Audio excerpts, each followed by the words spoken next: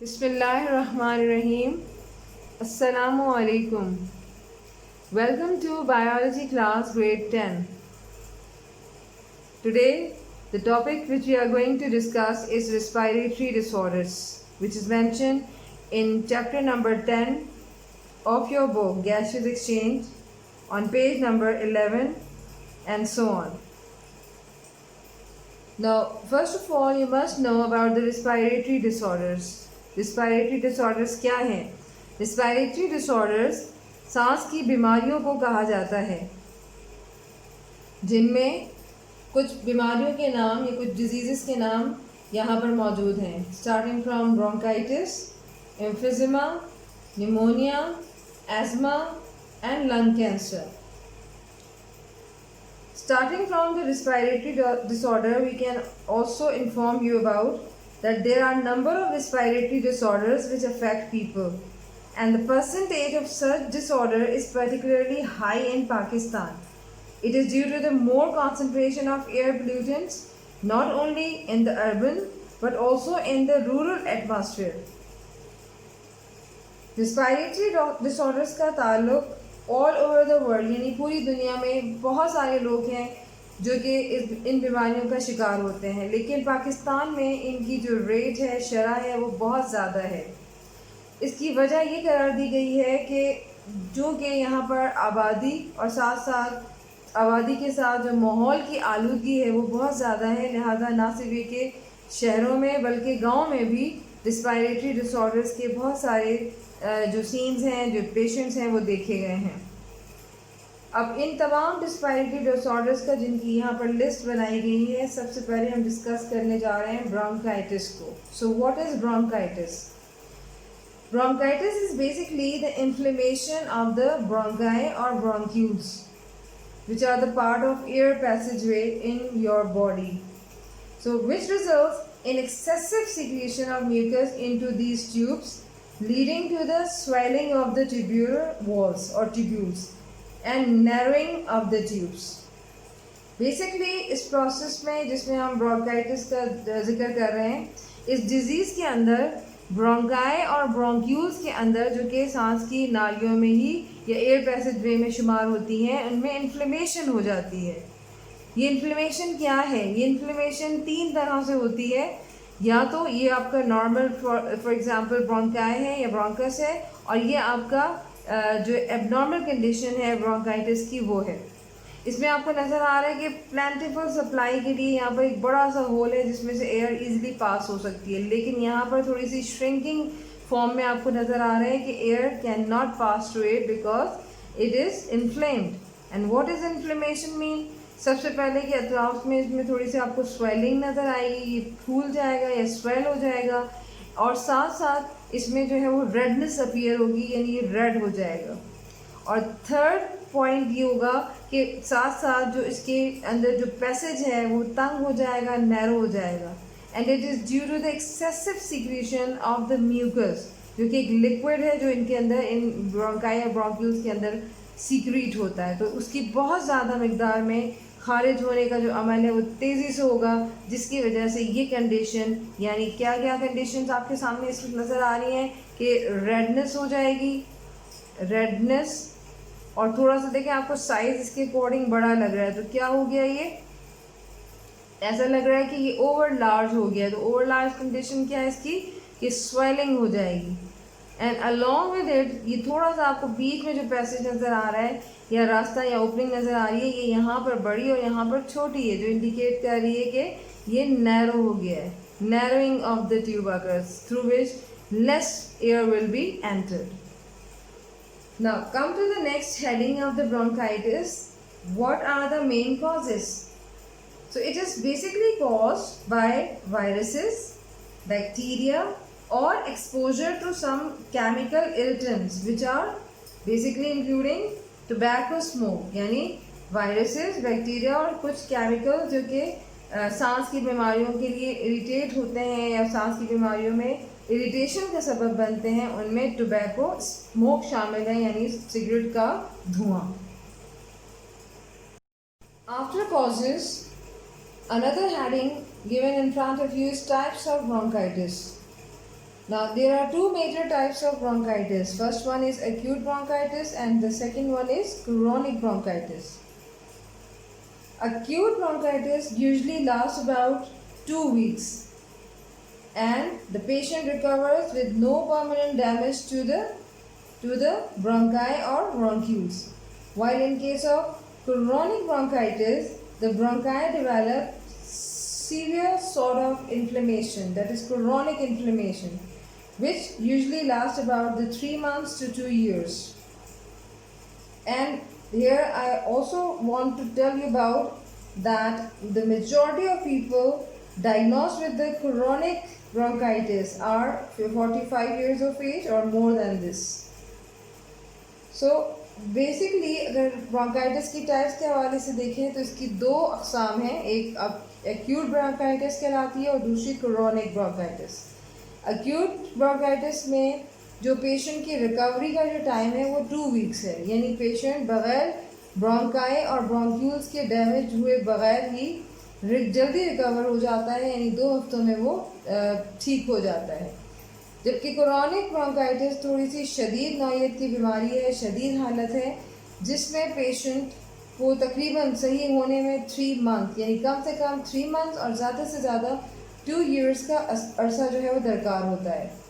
और इसमें सबसे ज़्यादा जो तकलीफ दह सूरत हाल होती है कि पेशेंट के जो ब्रोंकाई और ब्रोंक्यूल्स हैं उनमें क्रोनिक सॉर्ट ऑफ इन्फ्लेमेशन हो जाता है, बहुत ही ज़्यादा वो स्वेल हो जाते हैं, रेडनेस अपीयर हो जाती है, जो कि पेशेंट के लिए बहुत ज़्यादा पेनफुल है. और इन पेशेंट्स में ज़्यादातर देखा गया है कि जिनमें ये अलामात पाई जाती हैं स्पेशली ब्रोंकाइटिस की, उनमें 45 ईयर्स ऑफ एज यानी 45 साल या इससे ज़्यादा उम्र के जो अफराद हैं, चाहे वो मर्द हों या ख़वातीन हों, उनमें ये बीमारी बहुत ज़्यादा आम है. Now come to the symptoms of bronchitis. So symptoms include वो कौन सी अलामात है जिससे पता चलता है कि पेशेंट जो है वो ब्रोंकाइटिस का शिकार हो चुका है. तो these are cough, mild wheezing, fever, chills, shortness of breath when doing hard job. इसमें खांसी और हल्की जो है वो खरखराहट, गले से आवाज़ सी आना, साथ साथ बुखार का हो जाना, तेज़ बुखार के साथ ठंड लगना, चिल्स में ठंड लगना.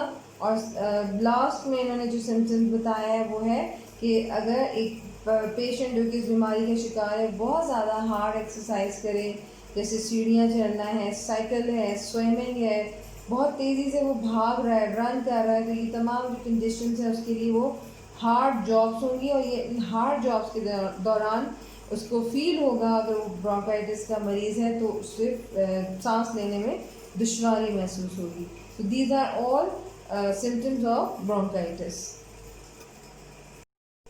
The next disorder is emphysema. What is happening in emphysema?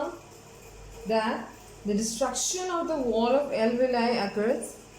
That results in the larger air sacs, which are also called alveoli. Air sacs are also called alveoli, but having less surface area for gaseous exchange. इम्फिज़िमा की condition में कुछ इस तरह की सूरत हाल होती है कि ये बीमारी सबसे पहले कौन से हिस्से की है, यानी एयर पैसेज वे में वो कौन सा पार्ट है जो कि अफेक्टेड होता है. So these are alveoli. Alveoli are actually commonly called air sacs. So in the wall of alveoli, यानी एल्वेलाई की जो दीवार होती हैं, जो आउटर वॉल होती हैं, उनमें अच्छी खासी जैसे कहते हैं डिस्ट्रक्शन हो जाती है, वो डैमेज होना शुरू हो जाती हैं. और जैसे ही एल्वेलाई की दीवारें डैमेज होती हैं, साथ ही उनका जो सरफेस एरिया है वो गैशियस एक्सचेंज के लिए कम होना शुरू हो जाता है. हालांकि हमें फिगर के अंदर नज़र आ रहा है कि ये नॉर्मल एल्वेलाई की कंडीशन है और ये ऐसे पेशेंट की एल्वेलाई है जिसको एम्फिज़िमा है. लिहाजा नॉर्मल कंडीशन में हमें नज़र आ रहा है कि जो जगह हैं अंदर वो कम है, ऐसा ही है. लेकिन हमें फील हो रहा है कि हमारा जो एयर सैक्स है वो बहुत ही छोटा है. हमारा छोटा क्यों है? क्योंकि यहाँ पर जो वॉल्स हैं, इनकी आउटर वॉल्स वो बिल्कुल सही हैं, दुरुस्त हालत में. लेकिन यहाँ पर वॉल थोड़ी सी डैमेज हो गई हैं, लिहाजा जो सरफेस एरिया है वो कम है. किसके लिए? गैशियस एक्सचेंज के लिए. हालांकि हमें फील हो रहा है कि शायद एल्विलाई का साइज बढ़ गया है, लार्ज हो गई हैं, तो अब ज़्यादा से ज़्यादा इनमें गैसेस एक्सचेंज होगा, लेकिन ऐसा नहीं होता। Dear student, you must know that our lungs are made up of millions of alveoli, that is air sacs. And in case of emphysema, normally when lung tissue breaks down, the lungs do not come back to their original shape after exhalation. So air cannot be pushed out and is trapped inside the lungs. While in case of normal lung, you can see that when air is enters once, it can be pushed outside as well. What is the reason behind? Because when the lung tissues break, what happens? The original size of the lung cannot be retained, and it happens normally after exhalation. After exhalation, what is the meaning of exhalation? When the impure air is taken outside the lungs or from the body. Another heading which you have to write in the emphysema is symptoms of emphysema. So symptoms of emphysema include shortness of breath, fatigue, recurrent respiratory infection, weight loss, and along with it, by the time when the patient has finally diagnosed with the emphysema, her or his 50 to 70% lung tissues are being damaged, and due to this the level of oxygen in his or her blood may get so low that it causes serious complications. अगर हम अलामात की या अहम अलामात की बात करें तो इनमें सबसे पहले सांस लेने में दुश्वारी, पेशेंट को थकन महसूस हो जाना, बार बार उसकी कोई भी रिस्पायरेटरी इन्फेक्शन हो जाना, यानी उसकी सांस की जो तकालीफ हैं उनका बार बार होना, वज़न कम हो जाना, और साथ साथ जैसे जैसे ये अलामात ज़ाहिर होना शुरू होती हैं, पेशेंट अपना 50 से 70% जो लंग उसके टिश्यूज़ होते हैं वो डैमेज कर चुका होता है, जिसकी वजह से बहुत ही पेचीदा किस्म की, बहुत ही सीरियस किस्म की जो है वो कॉम्प्लिकेशंस हो जाती हैं, पेशेंट के लिए तकलीफ़ का सबब होता है, और उसका जो लेवल ऑफ ऑक्सीजन है ब्लड के अंदर वो इंतहाई कम हो जाता है, जिससे खुदा न खास्ता मज़ीद कॉम्प्लिकेशन के नतीजे में उसकी डेथ भी हो सकती है। So it's a very serious disorder which has to be treated in such a manner कि उसको इस तरह से इलाज किया जाए ताकि कि जो अलामात ज़ाहिर हो रही हैं उनसे पहले ही उसको रिकवर कर लिया जाए। Here comes the next respiratory disorder, pneumonia. So what is pneumonia? It is an infection of lungs. यानी लंग में होने वाले इन्फेक्शंस को pneumonia का नाम दिया जाता है। And if this infection affects both lungs, then it is called double pneumonia. यानी जैसा कि आपको पता है कि आपकी बॉडी के अंदर a pair of lungs पाए जाते हैं, यानी 2 lungs होते हैं। अगर किसी वजह से आप कह रहे हैं कि एक नमोनिया एक के लंग अफेक्टेड है तो आप उसको सिंगल नमोनिया कहेंगे, लेकिन अगर दोनों लंग्स अफेक्टेड हैं तो this condition will be called double pneumonia. Now what are the main causes which are responsible for causing pneumonia? So these are bacterium, and a special kind of bacteria here is Streptococcus pneumoniae. What is this? Streptococcus pneumoniae. And then you have some viral infections which can also cause pneumonia, in which the influenza virus is very common, flu virus that is also called. Number 3, fungal infection can also cause pneumonia. So these are 3 main causes responsible for causing this pneumonia. Now next thing is mode of action. What is the meaning of this mode of action? कि किस तरीके से ये सारे जो positive organisms हैं ये lungs के अंदर दाखिल होकर बीमारी फैलाने का सबब बनते हैं। So this is called mode of action. अब मोड ऑफ एक्शन कैसे होता है, किस तरह से बयान किया जाएगा कि when the positive organism enter the alveoli they settle there and grow in number. क्योंकि जितने भी पॉजिटिव ऑर्गेनिज्म हैं जो बीमारी का सबब बनते हैं ये सबसे पहले लंग्स के अंदर एल्विलाई में दाखिल होते हैं, वहाँ पर बाकायदा अपना एक शेल्टर की तरह रहना शुरू हो जाते हैं और तादाद में इजाफा करते चले जाते हैं। They break the lung tissues and the area becomes filled with fluid and pus. और इस तरीके से आहिस्ता आहिस्ता वो लंग टिश्यूज़ को ख़त्म करते चले जाते हैं, तोड़ते चले जाते हैं, और इससे वो एरिया जो है वो पानी नुमा जो फ्लूइड होता है या माया सा होता है और साथ साथ पीप से भर जाता है. Now the next heading is symptoms of pneumonia. So basically symptoms include starting from cold that is followed with high fever. सबसे पहले कि ठंड लगती है पेशेंट को और साथ साथ उसको तेज़ बुखार जो है वो हो जाता है. शिवरिंग, जिस्म का कपकपाना या कांपना. जाहिर बात है सर्दी में आप क्या फील करते हैं कि सर्दी जब लगती है तो जिस्म कांपना शुरू हो जाता है, तो शिवरिंग मीन कांपना या कपकपाना. And along with it cough with sputum production. इसके साथ साथ जो है वो खांसी होती है, खांसी के साथ बलगमी खांसी जिसे कहा जाता है उर्दू में, बलगम वाली खांसी, वो बलगम यानी स्प्यूटम के साथ आता है. And last but not least is shortness of breath. सांस लेने में पेशेंट जो है वो दुश्वारी या मुश्किल महसूस करता है. And the patient skin colour change and become dusky और पर्पलिश. और साथ साथ पेशेंट का जो स्किन टोन होता है, स्किन का जो कलर होता है, स्पेशली फेस की हम बात करें तो बाकायदा नज़र आ रहा होता है कि वो डस्की और पर्पलिश हो जाता है, पर्पल जिसे आप कह सकते हैं कि जामुनी सी रंगत हो जाती है. And what is the reason of this colour change? It is due to the poor oxygenation of blood. क्योंकि खून के अंदर ऑक्सीजन की मिकदार काफ़ी हद तक कम हो जाती है.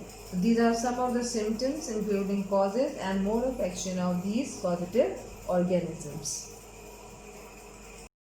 The last heading of pneumonia is treatment. So vaccines and antibiotics are normally available for the treatment of pneumonia, and the vaccines as well as antibiotics are effective against those type of pneumonia, or to prevent that pneumonia which is caused by Streptococcus pneumoniae, which is a name of a bacterium. So antibiotics are used in the treatment of this type of pneumonia as well. Now there is an important fact about pneumonia that prior to the discovery of antibiotics, 1/3 of the patients of pneumonia, basically 1/3 means that out of 3, 1/3 mean out of 3, 1 person died due to this infection. So what is the meaning of this? कि अगर थोड़ी सी हम इसकी past history बात करें तो जैसे कि एंटीबायोटिक्स जब पहले ईजाद नहीं हुई थी, दरियाफ्त नहीं हुई थी, तो उनसे पहले तकरीबन लोगों में जब नमूनिया के सिम्टम्स अपेयर होते थे या वो मरीज़ बन जाते थे इसके, तो 1/3 जो है लोगों की जो है वो अमवात हो जाया करती थी. तो ये इंडिकेट ये कर रहा है कि 3 लोगों में से एक आदमी या एक इंसान लाजमी वो डेथ हो जाती थी उसकी. Now come to the fourth respiratory disorder, which is asthma. It is sometimes also called or often called asthma as well. So I'm calling it right now asthma. And what is asthma? It is a form of allergy. यानी ये दमा या allergy की हालत होती है, and in which there is inflammation of the bronchi normally occurs. Inflammation of not only bronchi but somewhat in the bronchioles, the inflammation will also be occurred.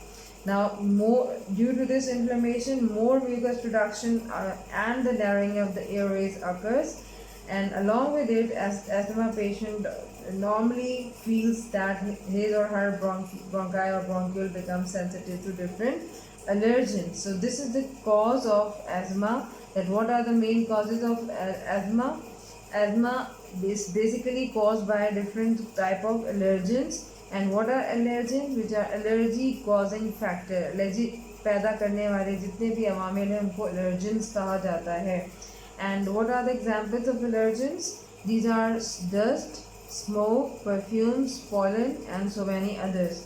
कौन कौन सी चीज़ें आती हैं allergens में? सबसे पहले जो ज़रात होते हैं मट्टी के, डस्ट, धूल वगैरह, मट्टी जिसे कहा जाता है. इसी तरह धुआं, चाहे किसी किस्म का हो, चाहे टोबैको स्मोक का हो या आम धुआं जो आपको लकड़ी से जलता हुआ महसूस होता है.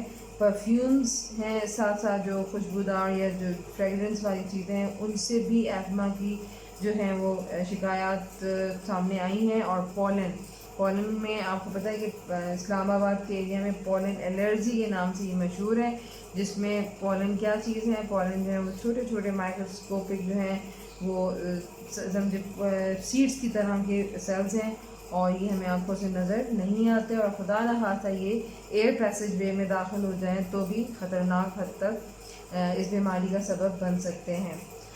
Now next thing which is important here is कि आपने एलर्जेंस के मोड ऑफ एक्शन को बताना है कि अगर खुदा न खासा पेशेंट जो है वो इन एलर्जेंस का उसको सामना करना पड़ जाए या एक्सपोज हो जाए वो एलर्जन से, तो उसके बॉडी में क्या असरात जो हैं उसकी ब्रोंकाई और ब्रोंकिट में पड़ते हैं। तो basically allergens cause sensitive airways show immediate and excessive response of constriction, and in this condition the patient feels difficulty in breathing। और यहाँ पर ये कह रहे हैं कि जैसे ही पेशेंट जो है वो इन एलर्जेंस का इनको सामना करना पड़ता है, ये खुदा न खास्ता कोई डस्ट स्मोक वगैरह के एरिया में वो चले जाएं, तो फौरी तौर पे जो इनके बॉडी के अंदर जो इनके एयर पैसेज जो होते हैं, स्पेशली हम बात कर रहे हैं ब्रोंकाई और ब्रोंक्यूल्स की, जो कि जो है वो कंस्ट्रिक्ट हो जाते हैं, सुकर जाते हैं, और उनके अंदर हवा गुजरने का रास्ता बिल्कुल बंद हो जाता है, जिसकी वजह से जो सिम्टम्स यहाँ पर अपीयर होते हैं। The next heading is symptoms, shortness of breath, सांस लेने में दुश्वारी, वीजिंग, बेसिकली वीजिंग साउंड होती है या वीजिंग होती है जिसे हम कहते हैं विस्लिंग साउंड, और विस्लिंग साउंड का फील होती है ये पेशेंट को जब वो सांस जो है वो बाहर की तरफ खारिज कर रहा होता है। अलॉन्ग विद इट यहाँ पर ये भी कहा कि शॉर्टनेस ऑफ ब्रेथ का ताल्लुक जो होता है वो ख़ास तौर पे ऐसे पेशेंट में जिनको दमे की बीमारी हो, तो रात के वक्त स्पेशली बहुत ज़्यादा जब ऑक्सीजन का लेवल जो है वो एनवायरनमेंट में कम हो जाता है तो सांस लेने में पेशेंट बहुत ज़्यादा मुश्किल महसूस करता है। Then next is cough and chest tightness. Cough mean खांसी हो जाती है, ऐसे पेशेंट में खांसी आम रहती है, और चेस्ट टाइटनेस का मतलब कि सीना जकड़ा रहता है, ऐसा फील करता है पेशेंट की जैसे उस पर सीना किसी ने दबा दिया है, बहुत ज़्यादा एक प्रेशर जो है उस पर अप्लाई किया जा रहा है, उसको स्क्वीजिंग एक इफेक्ट होता है वो उसके फील हो रहा होता है। Now the last heading of asthma is obviously the treatment, how can we treat asthma? So the chemicals which have the ability to dilate the bronchi and bronchioles normally used in the treatment of asthma, and these medicines basically and in fact given in the form of inhalers। So basically अगर हम बात करेंगे treatment कैसे हो सकती है, तो treatment करने के लिए हमें ऐसी तमाम मेडिसिन एंटीबायोटिक्स वगैरह चाहिए जो पेशेंट के इन ब्रोंकाई और ब्रोंक्यूल्स को जो है वो खोल दें, क्योंकि नैरो हो जाती हैं नालियाँ जिनमें से हवा नहीं गुजर पाती। लिहाजा ट्रीटमेंट के लिए जो ज़्यादातर सजेशन दी जाती हैं कि पेशेंट किस तरीके से ये मेडिसिन ले सकता है, तो उसको इन्हेलर प्रिस्क्राइब किया जाता है, जो कि उसके सांस के जो खुदा न खास्ता अगर उसको अटैक आ रहा होता है तो वो उस वक्त इन्हेलर उसकी हेल्प कर देता है और उसकी सांस की नाली को खोल देता है, जिससे फिर वो सांस लेने में दुश्वारी महसूस नहीं करता।